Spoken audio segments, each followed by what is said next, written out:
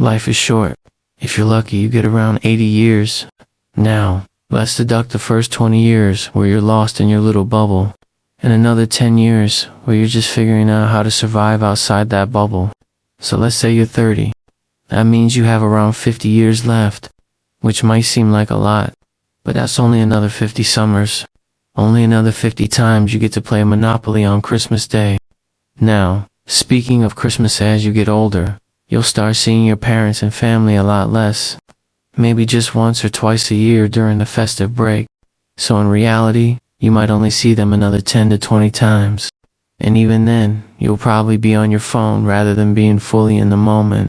Because the problem is, we act like we're going to live forever. We waste most of our time chasing the wrong things, thinking about the past, worrying about the future, rather than actually living in the moment. So if time is our most valuable resource, how do we spend it more wisely? Here are 3 things that will change the way you think about time. 1. Picture yourself on your deathbed, taking your last breath. In that moment, will you think, I wish I worked extra hard in my career and had the word senior or chief in my job title? I highly doubt it. Instead, you'll probably think, I wish I spent more time with my family and friends. But by then, it'll be too late. The only people who will remember your long hours at work, your family, not your boss, not your co-workers. In fact, by then, they probably won't even remember your name. So learn to prioritize your time. Don't waste it on things that won't matter at the end of your life. Being busy doesn't mean you're being productive. 2. Who do you really spend your time with? According to our world and data, as kids, we spend most of our time with family. Then, as teenagers, we start spending more time with friends. Fast forward to adulthood, we spend most of our time with our partner, maybe with kids of our own. Around the same time, we spend a huge chunk of our life with coworkers. But as we age, our social circle starts to shrink. Maybe our kids have moved out. Maybe our partner's no longer around. And suddenly, we spend most of our time alone. If that's not how you want your life to play out, then start investing in relationships that bring you the most joy, because those you love won't be around forever.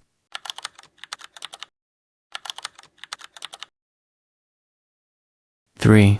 Money is just a tool. Spending your entire life chasing money, just so you can buy a slightly bigger box to live in. That's probably the easiest way to waste your life. But if you use money wisely, it can be your best leverage against time. For example, if something takes you 10 hours to complete, but someone else can do it in half the time, and they're better at it, then outsourcing it might be a smart investment, especially if your 10 hours are worth more than the cost of the service, either in monetary terms, or in terms of peace of mind. Because let's be real, would you rather stress over doing the job yourself, or pay an expert and sleep peacefully, knowing your house won't blow up at night? Similarly, when you start viewing time as a currency, you'll think twice before spending $50,000 on a flashy car, because in reality you're not paying $50,000. You're giving away 1, 2, 3 years of your life, just to pay for a fancy logo. So maybe that old saying, time is money, wasn't so wrong after all. In short, your time here is limited. You can either waste it chasing the wrong things, or invest it in things that actually make life meaningful. Because ultimately, if everything is a priority, then nothing is a priority. So choose wisely.